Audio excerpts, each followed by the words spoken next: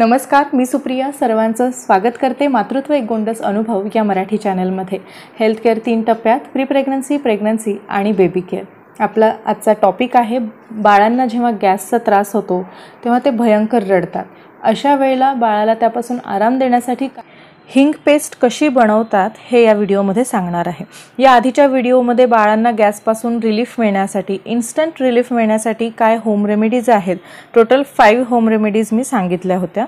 त्यातलंच हिंग आणि ओवाची पेस्ट म्हणू शकता किंवा हिंग पेस्ट म्हणू शकता किंवा हिंगाचं तेल कसं बनवायचं याबद्दल या व्हिडिओमध्ये मी सांगणार आहे। तर व्हिडिओ शेवटपर्यंत पाहत रहा आणि तुम्ही चॅनलला सबस्क्राइब केलं नसेल तर सबस्क्राइब करा आणि बेल आयकॉन हिट करा जेणेकरून तुम्हाला व्हिडिओजचे नोटिफिकेशन मिळत राहतील। सबस्क्रिप्शन फ्री आहे, फक्त सबस्क्रिप्शनवर क्लिक करायचं आहे।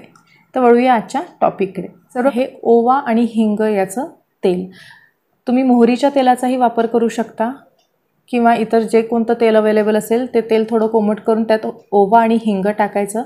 इथे एका वाटीमध्ये कोकोनट ऑइल घेतले आणि त्याच्यामध्ये अर्धा चमचा ओवा टाकायचा आहे। तेल 4-5 चमचे घेतला आहे, डिपेंड आहे तुम्ही तेल किती घेता त्यानुसार ओव्याचं आणि हिंगाचं प्रमाण वाढवायचं किंवा कमी करायचं। अर्धा चमचा ओवा टाकल्यानंतर ओवा थोडा तडतडायला लागला किंवा गरम होत आला की त्यानंतर अर्धा चमचा हिंग आणि वाफ यायला लागली की लगेच गॅस बंद करायचा आणि हे मिश्रण असंच थंड होईपर्यंत असंच राहू द्यायचं। इवन तुम्ही हे एका बाटलीमध्ये डायरेक्ट असंही भरू शकता। ह्याच्याने जे ओवा आणि हिंग आहे ते त्याच्यामध्ये त्याचे सगळे गुणधर्म अजून त्याच्यामध्ये मुरतील जेवढं जास्त वेळ तुम्ही ठेवाल। किंवा 12 तास ठेवा आणि त्याच्यानंतर ते मिश्रण गाळून घ्या आणि डायरेक्ट मग तुम्ही ते यूज करू शकता। आणि जर गाळून न घेता वापरलं तर मात्र तुम्हाला त्याचे कण बाळाच्या पोटावरती रब होणार नाहीत याची काळजी घ्यावी लागेल। तर मग हे ओवा हिंगाचं तेल तयार आहे बाळांना गॅसपासून रिलीफ मिळण्यासाठी।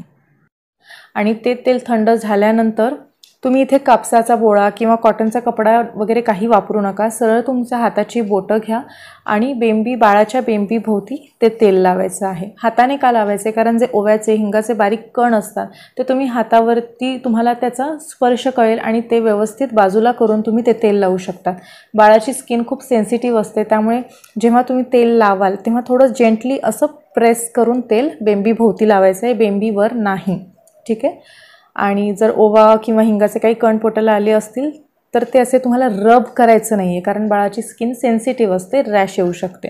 त्यामुळे जस्ट जेंटली प्रेस करा किंवा तुम्ही बोटाला जेव्हा तेल घ्याल तेव्हाच तेल व्यवस्थित हिंग ओवा वगैरे बाजूला करून ते तेल व्यवस्थित घेऊन तुम्ही ते तेल मग बेंबीभोवती तुम्ही असं जेंटली प्रेस करून लावू शकता। हे सर्व झालं बाळांना गॅसेसमुळे त्रास होतो आणि जे बाळ भयंकर रडतात त्यापासून त्यांना आराम देण्यासाठी उपाय।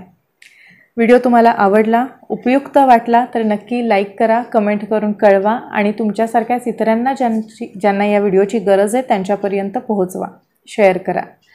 भेटूया पुढच्या व्हिडिओमध्ये, तोपर्यंत खुश रहा, हसत रहा, पॉझिटिव्ह रहा।